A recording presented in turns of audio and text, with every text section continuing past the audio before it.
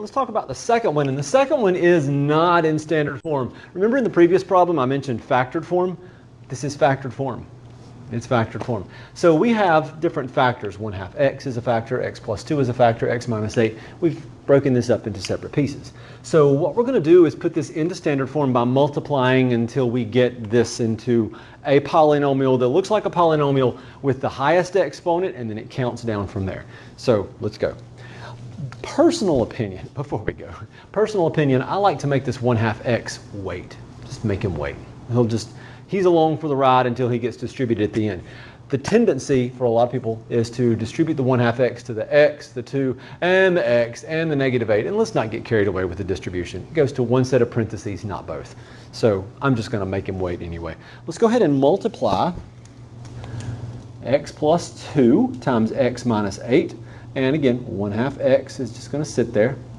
And we're going to have x squared minus 8x plus 2x. Let's save the time. That's minus 6x, and then minus 16 here.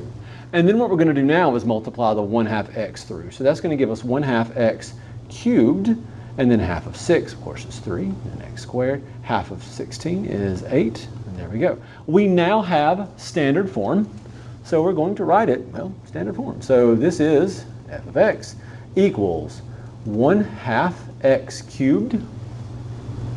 Let me slide this to where you can see it a little bit better.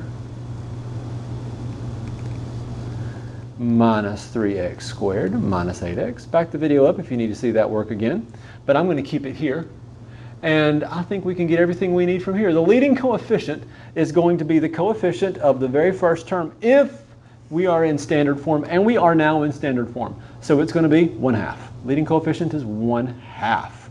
The degree is 3, and the classification is, okay, well, if the highest exponent is a 3, then this one must be cubic. And now we get to end behavior. So we had this a minute ago where we're talking about what happens at the ends of it. This end, that end, as x goes to the left, as x goes to the right, and all that. If you want to, we could go ahead and start our sentences. So let's do that. Let's structure some sentences here.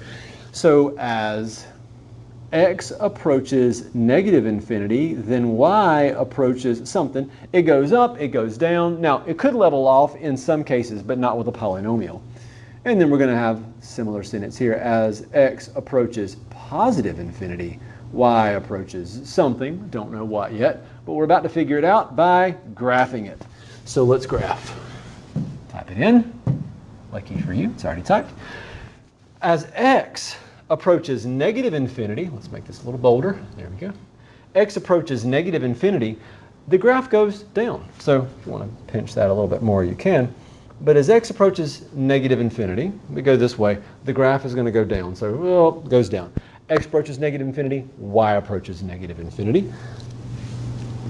There's the end of my first sentence.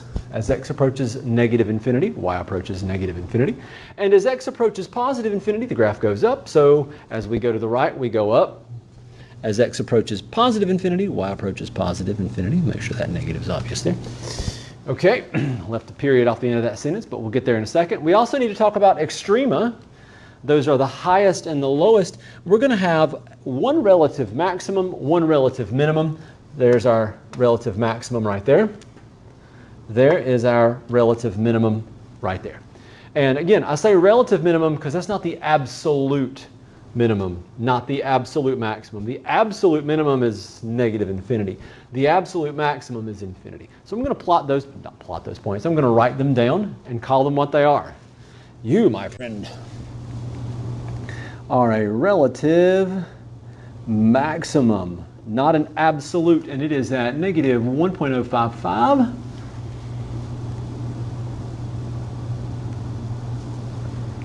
And 4.514. And then we're going to have a relative minimum,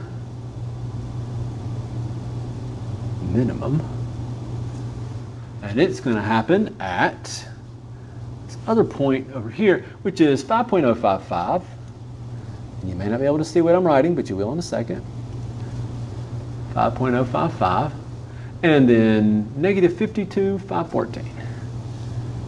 Negative 52.514. There we go. have our relative maximum and our relative minimum. And the next one is asking for the x-intercept and for the y-intercepts. Now, we're only going to have one y-intercept. The reason we only have one y-intercept is because if we had more than one y-intercept, it wouldn't be a function. Just saying. So 0, 0, also an x-intercept, -2, 0, and 8, 0. So we have 3 x-intercepts, -2, 0, and 8. Let's put them as coordinates. And 1 y-intercept, which of course is at the origin.